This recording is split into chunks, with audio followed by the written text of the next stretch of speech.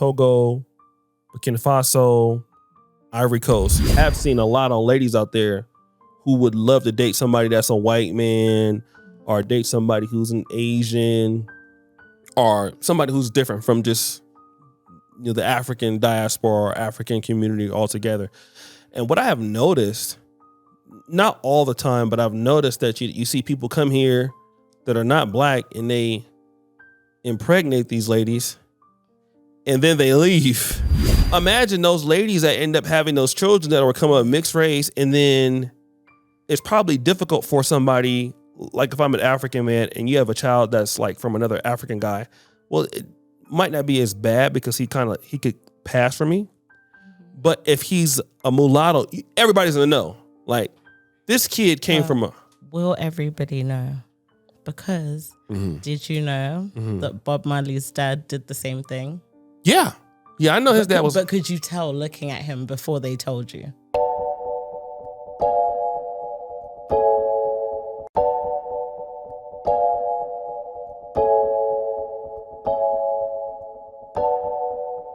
What's good, everybody? It's your boy O'Shea Duke Jackson, back at it again with another episode of the Repat Podcast. And guys, we are shorthanded. It is still Easter right now, Monday. So the whole cast is gone. Just me and the lovely, I'll let her introduce herself. Not you letting everyone know that I'm planless on Easter. But okay, yeah, Tina, hey. Give her a round of applause, editors. Okay. We have a particular topic that a brother sent to me on email. And the brother man, shout out to Brother Jack, he says, what about the white deadbeats roaming around in Africa impregnating people? And of course, he sent me this link, and shout out to you brothers and sisters that send us, excellent content and ideas for this podcast. And shout out to the Afromax English channel. I believe they're based in, if I'm not mistaken, maybe they're in Rwanda somewhere, but I don't know where they're at, but it's a huge channel.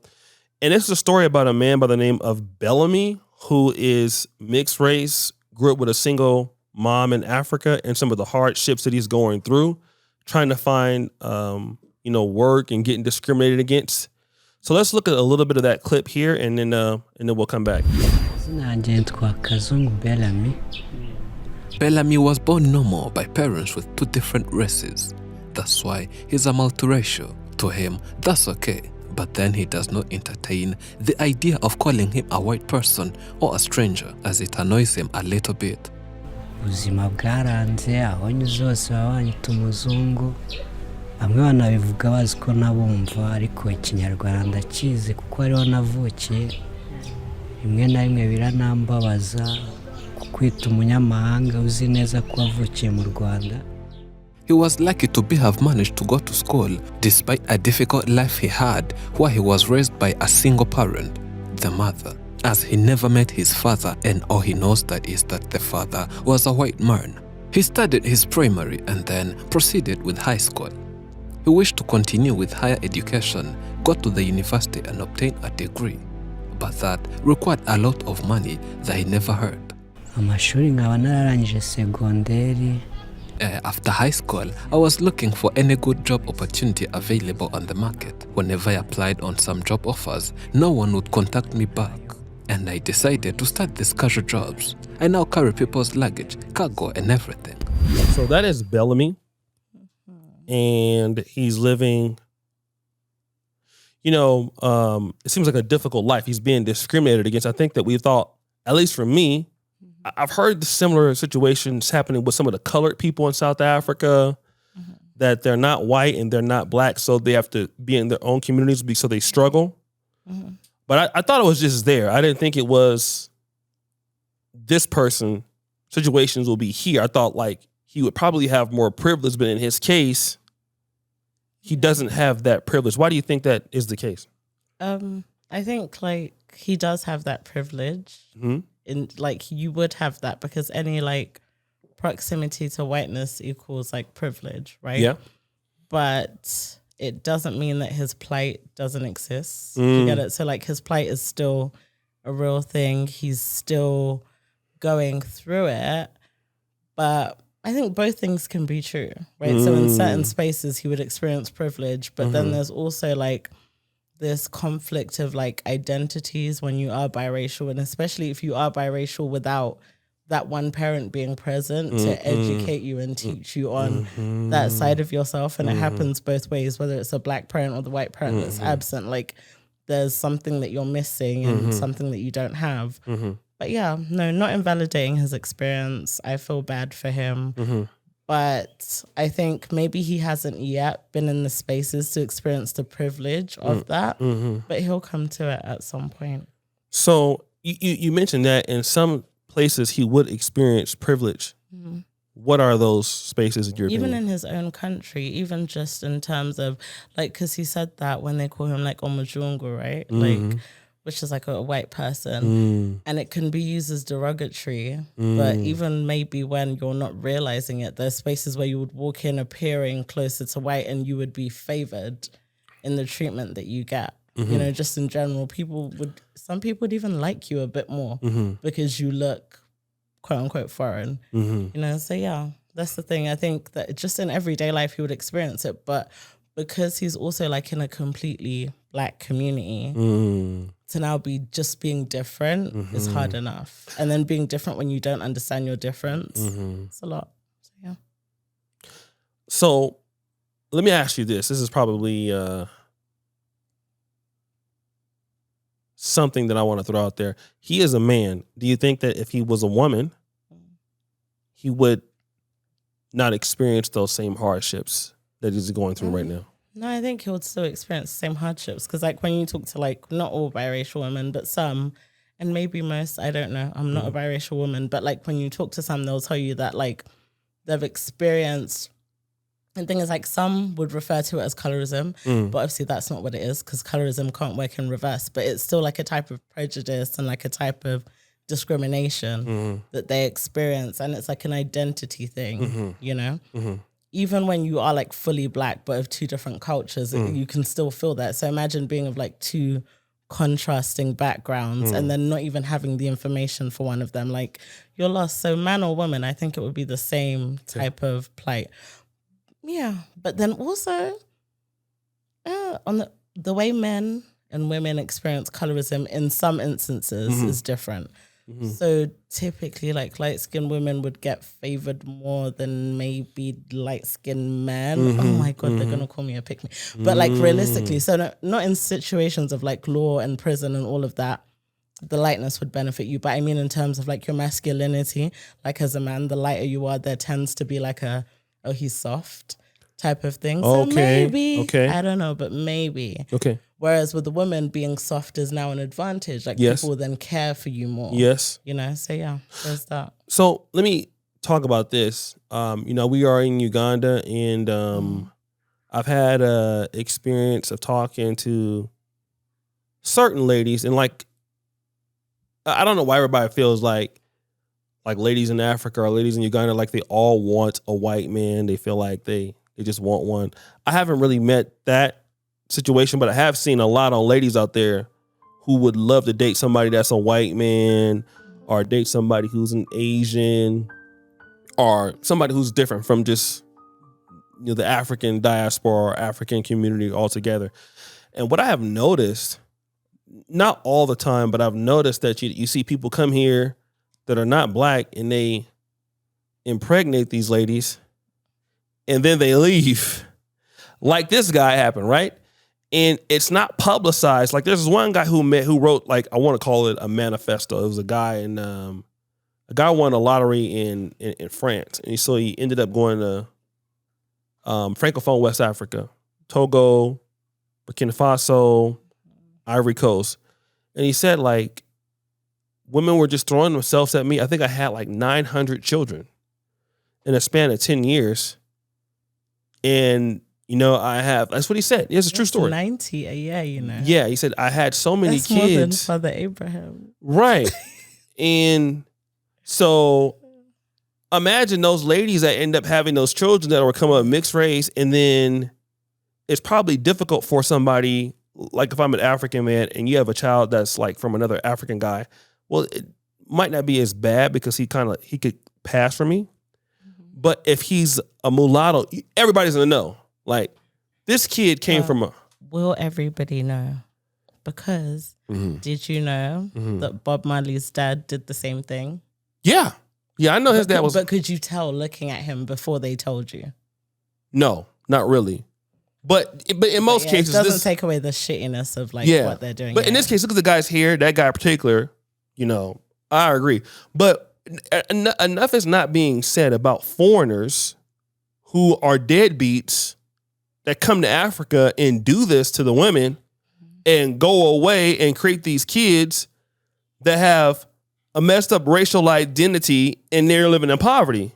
Why are we not talking about this on the continent? Oh, no, I think we're not talking about it because do we ever talk about like the bad stuff that like white or like privileged foreign people do? So like there's white people that do it, but here in Uganda, there's also like not all before like people come for me, but like some, not even Southern Asians, but you know, Chinese in particular, because there's a lot of like Chinese work happening in Uganda. And there's so many half Chinese, half Ugandan kids that are just out here, don't have a clue. Dads come, they're contracted to be here. Once the contract is done, they leave. That's it. And they're gone. And there's like when you go, and it's not even like in urban areas, it's like in rural Uganda. Like when you go deep, like you'll find so many biracial kids with no dads, no clue, and just mums left to raise kids by themselves. And raising kids alone in general is terrible, but doing it in this economy, in this rural economy, and for a kid that you didn't plan for. And then when you also look at like the dynamics, like the power dynamics and the women that they're impregnating to where like you're this powerful foreign guy with this government job and this is some rural farmer. It's like the power dynamics are so off. So there's also a level of like women, African women being taken advantage of by foreign men. Right. There's also this like sex tourism stuff, especially like in Uganda. I feel like there's a way that people objectify Ugandan women and they're looked at as just something to conquer. You know, and a lot of foreign men come here like with that view and like, yeah, no, I don't like it. I don't like it at all. So let me ask you, and I can agree, but let me ask you this, because with a lot of the women, because I've had a chance to go through Tinder on Uganda before, as an experience, right? Experiment. As if it's ghetto, you know, I'm a social researcher, right? And you would see so many, and this is almost common in America too. No black men allowed. Like, do not message me if you are black. I mean, and guys out there who've seen it, press 1 in the comments. Like, if you've ever been on the Tinder, and you will have black women and African women telling you, no black men allowed. So what is it about these women who are coming from this country that, you know, they really have no interest in? I've heard it a lot, almost in every country, even in the African-American community. Women were like, I don't want to date African-American men. Divesting. Yeah, divesting, right? That's a whole, we got to do that right there. We got to do the divestors. No, that's kind of triggering, but okay. We're going to do that one next time. Yeah. So, but what is it about the Ugandan women that they're so, and this is almost everywhere in the world you go, right? But you hear it a lot here. I don't want to date a Ugandan man. I'd like to date, or I would like to date somebody else. Why are some of the women leaning towards these foreigners in comparison to the men in their community? Trauma. Like genuine trauma. Like, you have been traumatized by these niggas, and there's this thing where like society pictures whiteness like as soft adjacent. So you think a white man will treat me nicely, a white man will love me, a white man won't hurt me, you know, and because he's different, you want to believe that, right? Which he might do. But I've had this conversation with a few of my friends where I'm like, and if they watch this, they'll be like, yeah, this is how. But like, where I'm like, behavior is like proximity based. So if people are shitty to me, that's only based on the people around me. And like, as much as we don't like to accept it, we sort of not segregate, but we go into the pockets of our races a lot in dating and life and living and like everything, right? So if I'm being cheated on, it's by a black man. If I'm being, you know, finessed in business, it's by a black person. If I'm being, even if it's, God forbid, like crime, right? It would be a black, because essentially I'm in a black community. So now I look at the outsiders as a saving grace. Oh, it must be different over there, because again, people within their communities are only going to tell good stories about the people in their communities. Obviously, except us, because we like shitting on each other in public.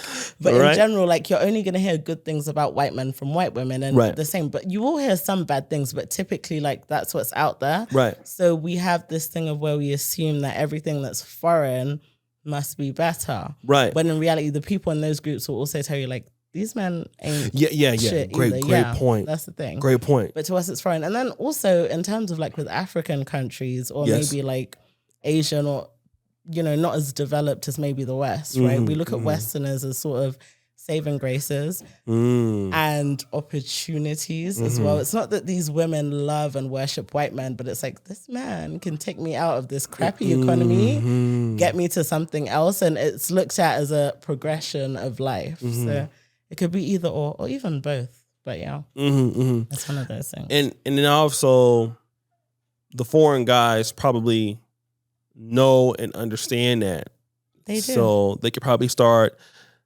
I've heard some horror stories like guys promising ladies things, or they first start off doing very well, doing good, and things like that. And then, you know, you get pregnant, you have the baby, and they dip, and then they go. So then you're stuck. And let me just say this, and this is, as an outsider looking in, this is somebody who doesn't really know Uganda, and I know a lot of people in the comments check me about some of the comments that I make about what I'm seeing in Africa. But I'm looking at it from an untrained eye. So I'm not an expert, but this is what I see. I see a Uganda or any African country that I've visited, but for the most part, Uganda, I understand it better, but not an expert. It's difficult for a woman, for the most part, to get married to a man that has some level of influence, probably without kids. I think it's a little bit more difficult to do that. What, the man not having kids? Or? The woman, if she doesn't have kids, it's probably even hard for her to get married. The reason why I say that is because guys in Uganda that have some levels of influence are in these countries, Kenya, Nigeria, they know what their opportunities are.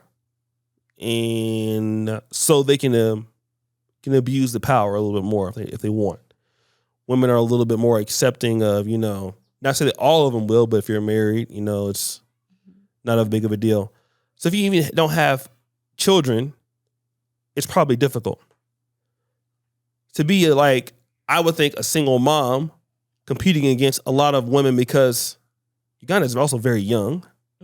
Very. Kenya is very young, not as young as Uganda, but almost very similar. So now you're competing against these young women with no kids, and you have a kid, and then add on to the fact that you have a child that's by a foreigner. It seems like, I'm not going to say her life is over, because no one's life is over, right? Anything can happen. But it does seem like it's difficult to get somebody to sign up for that situation. What do you think about that? Okay, so if I'm understanding it right, you're saying it's difficult for a foreign man or a Ugandan man? I think like if you're a Ugandan woman trying to marry again. Go after to marry again. Yeah, I'm saying like if the Ugandan woman has a baby by a foreigner and the guy leaves. It's hard for her to marry again. Yeah, in essence, yeah. Not even in essence, to an extent, yeah. But then no. I get what you mean about like Uganda's population is very young, and it's like we're all operating like milk, where like at any point you can like, do you know what I mean? So it's like, but yes and no. So like to some men, yes, but to others, not so much. But I get it. Yeah, no, I kind of get what you're saying. Right. But even like foreign child or not, like just in general, It's hard. Yeah. It's difficult. It is because, like you said, our population is really young. And then if they're single, you're asking yourself, like, why? There you go. But why? Right. Yeah, so to an extent, yeah. Shit. What is it that you think that we can do, like, because we have, and here's the situation. I'm going to tell you a story. You know, I was in Johannesburg, right? I was staying at the Sand and Sky. And this is a place that I've been in. Whenever I go to Johannesburg, I try to at least visit that place. I've made it back to Joburg since early 2020, so it's been about 3.5 years. But I love Johannesburg. It's a great place. So now, when I was there, I was standing in line to go into the bar, eat some food. And I had been there in tipping and everything like that, which is customary, might be, my behavior when I go to restaurants. And I'm there, and a white couple comes behind me. You know where I'm going with this. So the young lady, I believe she was a Zimbabwean server, because a lot of Zimbabweans work those kind of jobs, right? Yeah. So the lady completely just missed me and went there. And now imagine, me, like I'm very petty in my Negro thinking, right? So I had to go complain. Guess what color the boss was? White. He was white. So they go complain to the white guy about how the white guy got served before me, and the white guy's like, "What do you mean?" He's like, "No, I'm very sorry about that." And I don't even think he probably wouldn't give her a raise for that. But I've noticed that, like, in the black world, now I do understand now personally that as me and you being from both respectively the UK and the United States from origin, like I know we're black, but we have citizenship there. I will admit I do have a level of privilege here. I tried to, disabuse myself of that, but it's the truth. There, yeah. Yeah, it's there. But I've noticed that those who are whites, they could be like white Russians, and then they might have more privilege in certain aspects than me, although I may out-earn them. And what do you think that, because as Africa, to have that mentality to put these other people first, and as blacks, we're not going to get anywhere, and we're missing opportunities. But what can we do to get our people, in hindsight, to value each other first and try to, because you're not going to get anything from, promoting these foreigners, because you see that, your life is not changing by those. Nothing is happening for you in that case, right? So how do we change that narrative of us as blacks? We have to decolonize our minds, because essentially all of that behavior is like a symptom of colonization, and just the things that we were taught about white people being superior, not even just white people, but anything other than black being better than us. And just we pay those things more attention, because you said it happened in Joburg, but it happens in, I'm not going to put the place on blast. Please. A restaurant in Acacia, it's not even just my story. It's happened to me. It's happened to many people that I know, and you go there, and if there's white people walking in at the same time as you, they get seated before you, and it's just I know that a restaurant. Thing. You do. Tell us about it. No, I went to that restaurant. I'm not trying to get sued. No. I went to that restaurant. It starts with kids. the C? Okay, there you go. It does. I went to that restaurant with my kids, and a white couple came behind us, and they got sat before us. I was just like, didn't complain, because they sat us straight after, but it was I was right here. Right. And it was, I was with my kids. I wasn't going to make it a thing, but it was still yeah. It was asking for. And it happens with loads of things, even the fact that I know, if I'm trying to get a border or I'm at a local shop, I will put on the most Ugandan accent that I have, because I know that that's currency there. But if I'm in a different place, you will hear the whitest of British accents come out of my mouth, because I know what that also can do for me. So yeah, it's just anything with proximity to not being black. People love and they respect, and it's not even their faults. Yep. It's genuinely, you have to decolonize your mind, and it's harder to unlearn something than to learn it. That's why it's what can we do? In theory, yeah, it's great. We can sit here and say we can do this, but in reality, this is like 500 plus years, Right. maybe even thousands of years of like systematic oppression and like programming. So how do we just tell ourselves that we are good enough? Let me hard. when I came to Uganda, and I just talked to, I want to give a shout out to the brother, 20 Moments, right? He's a photographer. We still do some things with him, and great guy. And he was the first contact. He didn't come and work with me, but he was the first contact to getting somebody else who was her and Kwesi was the first people to build a team. And the first question I believe that they had was, okay, like, where's he from? He's talking about living in Poland. So he's living in Poland. Like, oh, he's a Polish guy. He's like, no, he's a black guy in Poland. So they were like, wait a minute. He's black. He's what? He's black. Okay. So I had to overcome a lot of stigmas about, and even though like I was an African American, Black American, but it was still in that category of black, right? So there was some resemblance to whatever, as you called it, trauma that people had experienced here. So for me to start Kingana, December 2018, I flew here.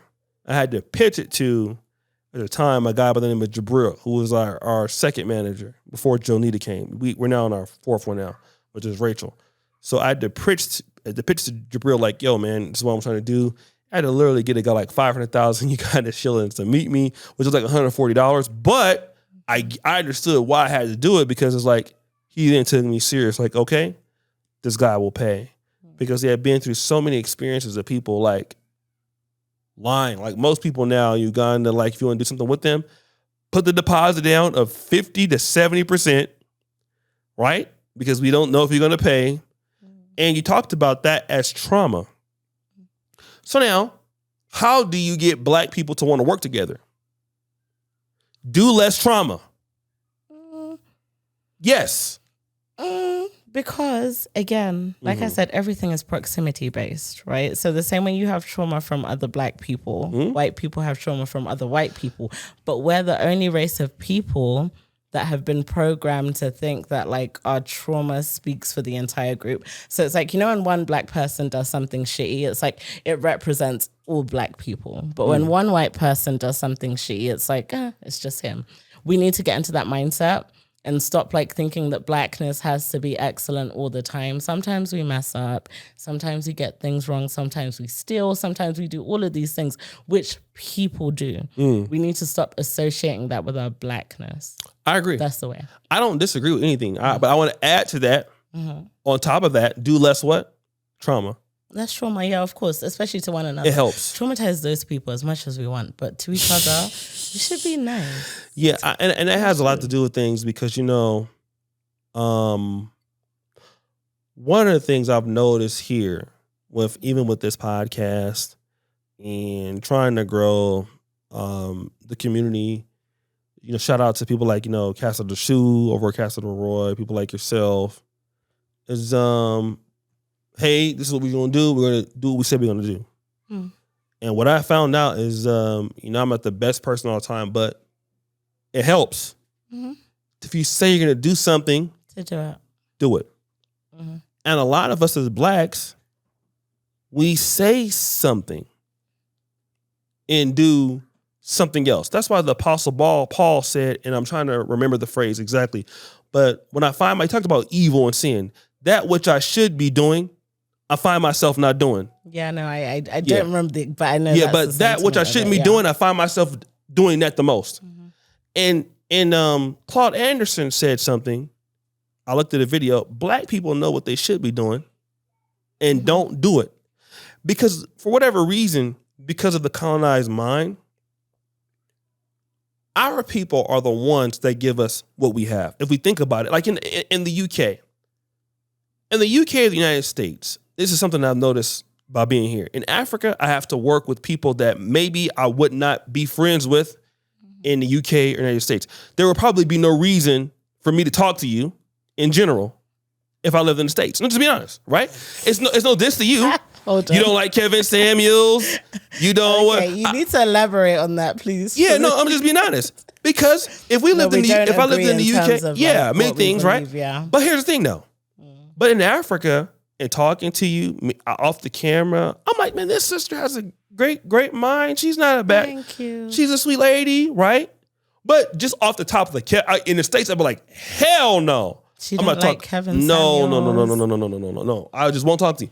But what I'm saying in Africa, when you hear in the diaspora, you're forced to have to do something together. You're going to have to work it out. Well, not even there's like a benefit of the doubt you give to the conversations you have with one another. There you go. And sometimes I'm like, because a few people that I've met now that I'm kind of close to has been off of, oh, she's from the UK. Then it's like, oh, you start talking like that. Then obviously you become friends and it becomes real. But that initial interaction was, the commonplace or whatever. So what I want to say is, when you're here in Uganda and you're in the diaspora, you have to work together if you want to achieve something. For the most part, you don't have. It's like the Jim Crow South. You can't be going. The white people ain't gonna bring the, let's say the what do you guys have, the Friday events, the market day, night market, yes, the Thuli Ave night market, yes. So we have to do that to make it better, right? We have to get our resources. Hey, can you do this? Or hey, can you do that? Do you know this? Okay, let's do it. You do this person on the podcast. Let's bring them. So it forces us to get better. Like if you listen to our earlier episodes and you listen to it, it's gotten better because we had to work together. Now, the thing is how do you get to the point where you can work together? And a lot of us as blacks, not everybody, but for those who are decent blacks, we turn them off by our lying.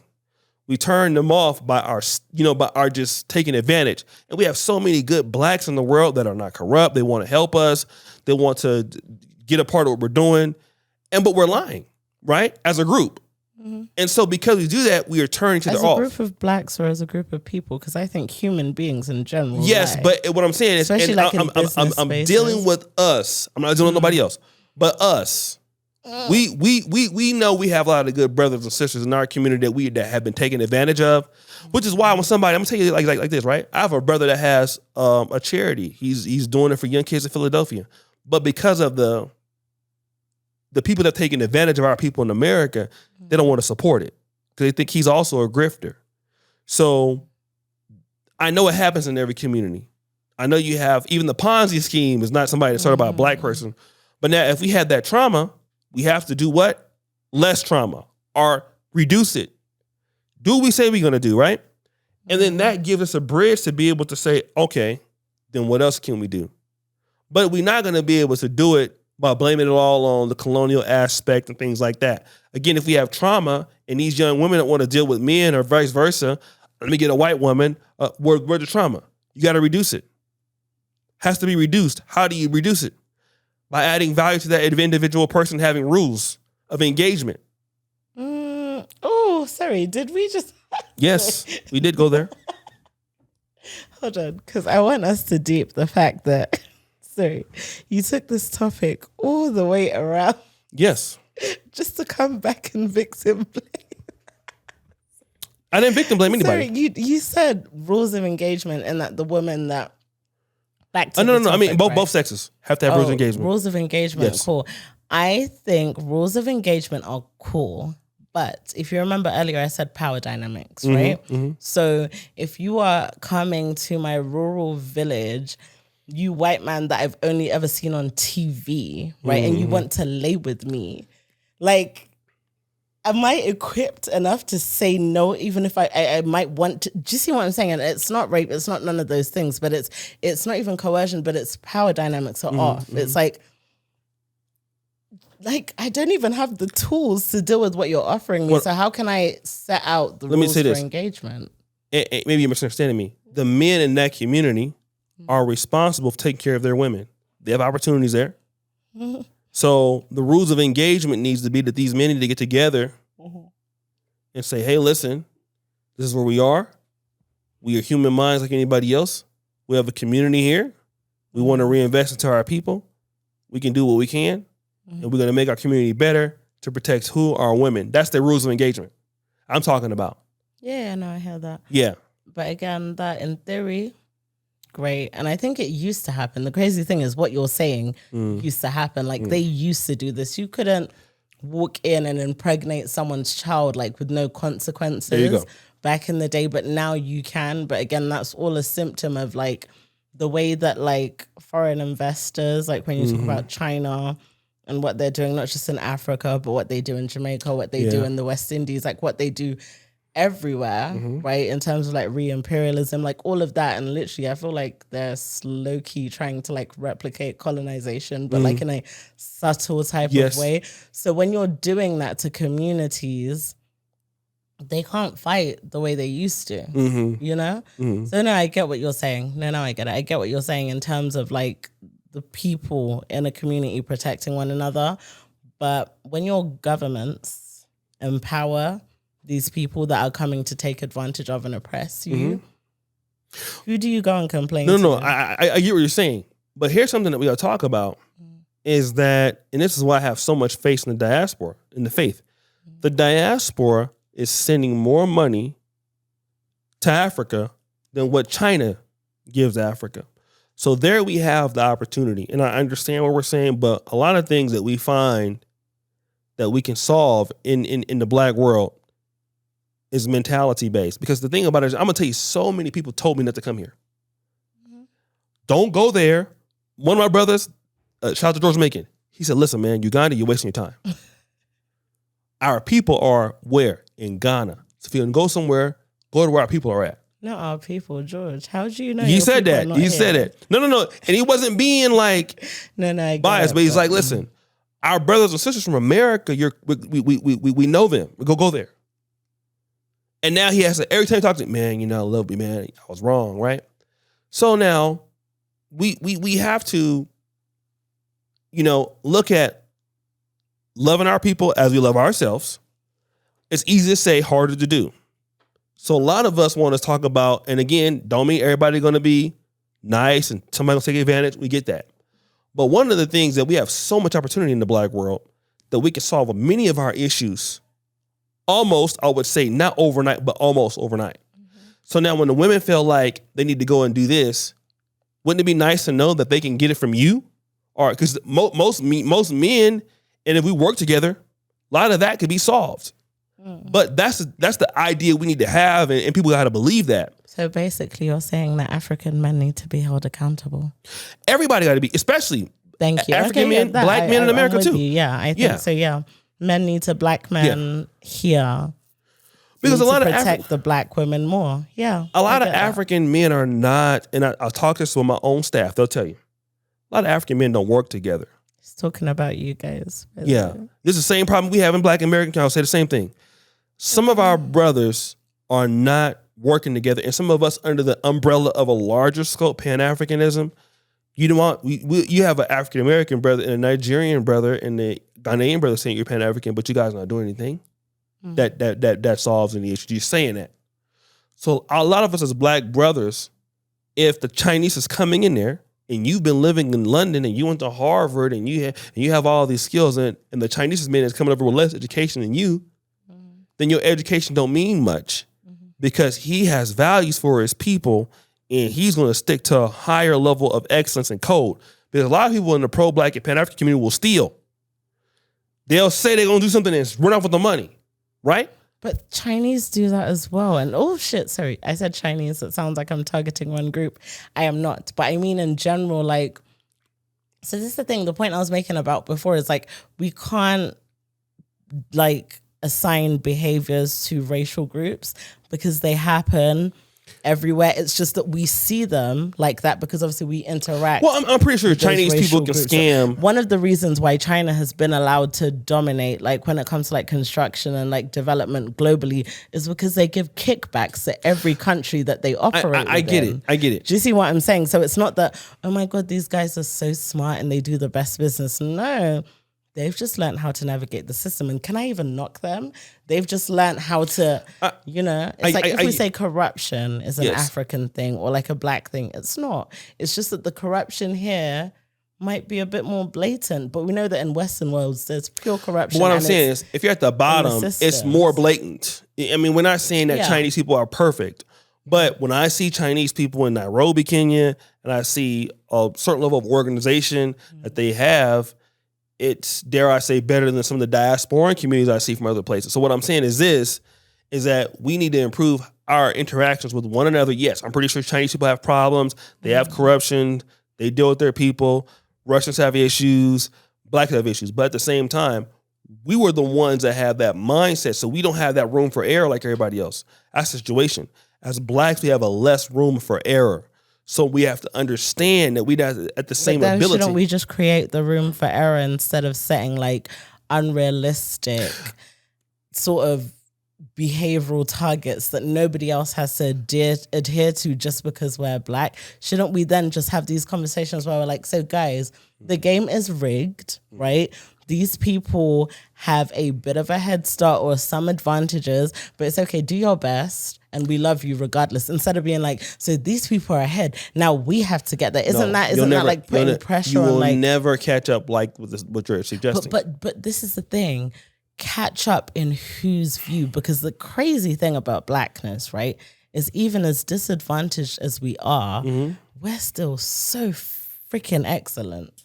Do you know what I mean? So it's like, if we can do that, even without sort of trying, why do we constantly try and push black people to like be sort of excellent when white people have literally thrived off of mediocrity? Like for me personally, I'm like a champion for like black mediocrity. Not every black person has to be great. Not every black person has to do amazing. Sometimes it's okay to just be black. And I think even just in being black, that's amazing because it's literally a hazard. You know, so like when people are like, oh, we need to do this better to catch, I get it, but not everybody will be able to do that. And that's okay. The same way not all white people are great or all Asians are great. Like everyone has like, can we have some bummy black people and just let them be bums? Just let them, because I think sometimes it's a lot of pressure. But even amongst like Asian kids as well, they feel that pressure as well, because as much as they're advantaged over us, they also have some ways of like where they're oppressed. So now you see like Asian young kids and like being pushed to achieve certain things academically, all of that. It's a lot. But I just think, yeah, no, man, white people really did a number on us, guys. If you're just surviving, that is okay. Let me just say this. It's not okay. Because let me just be real. Look at this podcast. This podcast has continued to get better. And it's not going to get better off of no goddamn mediocrity. We are going to be the best podcast in the black world. Amen. And we want to compete with whoever are the best people out there, because we've had people that's even editing the podcast, never did this business in this sort of business before. We don't give no excuses for why. If you show the ability that you can do it, you're going to have to swing the bat. And we need to stop giving our people an excuse as to why they can't swing the bat. Yes, you can swing the bat. If they swinging it, you can swing it too. What if I can and I just don't want to swing the bat? Then get your ass up out of here. Sit your ass over there. Because we got people, when you're in last place, you can't catch up being mediocre.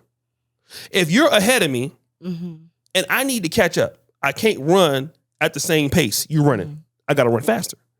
And what I'm saying is, one thing being about Uganda, I've noticed, Ugandans can swing the bat. Black Americans swing the bat. We all swing the bat. So get to swinging. What you waiting on? Right? What you waiting on? We need our people to know that they can do it and start believing themselves and start producing it. So I'm not accepting that. I get what you're saying. And yes, it happened to us. We understand it happened to us, but we're not victims. Oh, no. No one's saying be a victim. And I just mean... We're going to have some bummy ones at the same time, right? We understand it. Everybody ain't going to make it. Yeah. But for those who are not going to make it, at least with the whites and Chinese, they can at least provide opportunities to the ones who ain't going to make it.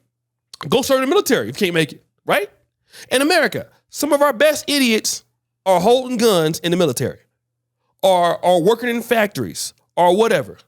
Everybody can be smart and be a leader, but at least just to say, some people in factories are really smart.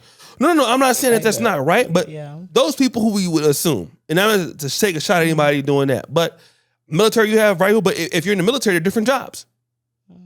Maybe you may not be an aerospace engineer. Maybe you're in the kitchen somewhere. Not to say chefs are not smart, but they have a ability to take care of their people who can't be the brains of the operation. Everybody can't, but what you find in Africa is top IQ people are underemployed.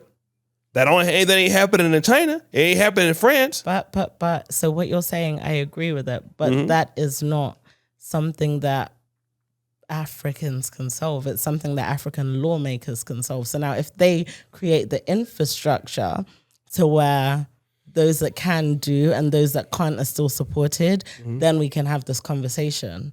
Do you see what I'm saying? But again, it's not the same.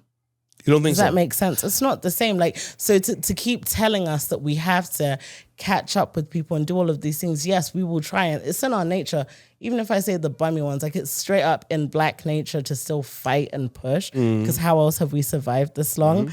But I mean, to put that pressure on us is not fair. And it's the reason as to why we get high blood pressure more than everybody else. We suffer strokes more than everybody else. Like, do you see what I'm saying? Because we're constantly under that pressure from a young age to be excellent and be more and do more. And trust me, Black joy is about not putting that pressure on one another and like trusting that our Blackness is enough for us to still be great, even without that pressure. Like, I think like putting that like it doesn't add to anything. Like, you know, when you look at like Black families and they're working 2 jobs or doing this and doing that and like putting in so much, and even some people that do try their hardest from their first to their last days don't achieve half of what they should have if they were maybe not Black, you know. And it's not victimhood. I think like society loves to tell us, oh, you want to be a victim.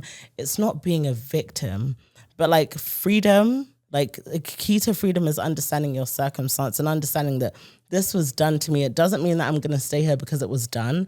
But if I don't get there, you know why. That's literally what it is. So that's Let me just tell you this. I came here knowing nobody, not a whole lot of money at the time. I didn't give myself any reason to fail. And I just wanted to add value and build a community around myself. I don't think I'm smarter than anybody else who can do that. And you did it. Anybody can do it. That's amazing. And I believe everybody else can do it too. So but if everybody can't. Everybody can build value within the community to make themselves easier if they stick to the same rules of engagement. That's what I'm making sense of it. We have so many Black people trying to do things by themselves away from the group. Yeah. And that's what's causing the ruckus. But that don't happen with the Chinese or the Indians, which is our next episode. So if we can divide, if we can come together, yeah. Yes. 100%, yeah. That's the issue. Then your women don't have to be so desperate. Your men, what I'm talking about, not all women, right? But in the case of those who are looking for the white people, white men, foreigners, they can stay right here in Uganda and get the men they're looking for because the men are ready to take care of them. I just wonder. Because there's a lot of people desperate for white men in the Black world, not just Africans. Yeah, everywhere. It's just desperate. Like everywhere. Yeah. Yeah, and that is a shot at not even just women, because let's not get into the Black men that feel like their success is measured by the proximity to whiteness that their women has. Yeah. Like, Black people let's not even make it a Black woman thing. If we're on that topic, it's very much Black men who think their success is represented in how white their woman is. But yes. It's very true. So they're also, what did you say, desperate? Yeah, we got a lot of Black people desperate for the white, whatever, you know. White gays and white. Yeah. You know. And again, when you know, I'm pretty sure if a white guy goes to Singapore or Japan, he's going to get, you know. No, don't get it twisted. Asian people, when it comes to like colonization, it's not just a Black thing. Again, I get it. Even like Asians and, you know, their proximity to white. So when you look at colorism, it's most prominent in South Asia. They're not Black, but they suffer from that the most. Because again, like white people really did a number on like. But what I would believe is they would suffer from it less because of what they can do. What can they do? Singapore, the Asians. I mean, look, we're recording this with Panasonic cameras. What can they do, or what were they positioned to do? However you want to look at it. No continent has been oppressed in the way that Africa has. Well, I'm not saying that it's not the truth, right? But what I'm saying is they also made a choice. Considering that all these cameras, all these devices could not power without the natural resources that are looted from Africa. We get that. But what I'm talking about is this. At the same level, a lot of the brothers and sisters need to make the effort. Mm-hmm. And we're not making the effort. Mm-hmm. And the less you make the effort, the less you're going to get. That's the situation. And other people see that you ain't making the effort. Like our next episode we got of this road that's around someplace that I saw. Any last words? It might seem like I'm always against white people in these podcasts. She's not racist. I'm not racist. I'm just like, acknowledging that like all these white oppressive things have affected us doesn't mean that I'm a victim. It just means that I'm acknowledging it. And you can do both. You can still progress yourself while still knowing that like I'm at a disadvantage. It gives you peace of mind. I won't stress myself for a white man's world. Sorry. But yeah. I'm going to stress girls as much as I come in here because you need to do the work, right? We have to. That's the only reason why I left this podcast. I left. My last episode was in April. Then I came back. Johnny asked me to come back in January. Sukali came from I think it's the Unopinionated podcast in the UK. Sukali when it's Sukali, sorry. He's a good brother, right? So I came back at the end of January, right? And I wanted to come back if we only pushed that message. And I've seen the podcast really pick up in the last 90 days. And the message is that if we're not going to do it, nobody else is going to do it. And you have to do something to get something in return. Yeah, of course. And the black world has to get used to that, especially African and black men. You are the ones that change, number one, what? Africa. You change situations I'm going to be honest. It's for you to build the roads. It's for you, for the most part, to do a lot of things. Women do things too. But if the men are subjugated and are not coming together and do the work, other groups are going to come in and not respect you. They're going to push the line on you. And if we can't get African and black men in the Pan-African world to at least have value, you can't expect to help protect your women or women to be loyal to you. It's not going to happen. That's the only point. Well, one of the only points you've made today that I agree with. That's probably the only point ever you agreed with me. Yeah. No, what he said about black men, please do better. When we have our men, I still love you though, but and like, they can't guide. We got some strong. We call them strong. We got some strong young men's. Young men strong. Okay? And we get our black brothers, and I tell my guys all the time, you brothers need to own something in your country. Own something in your country. And most people ain't going to tell you this. They'll tell you right now. You got to own something. You got to protect who your women are and have that mindset. But anyways, guys, what do you think? I mean, Tina talked all the podcast. She usually does. Oh my God, I did not. Let's be honest. Who spoke more, me or him? All right, guys, we're out. Peace.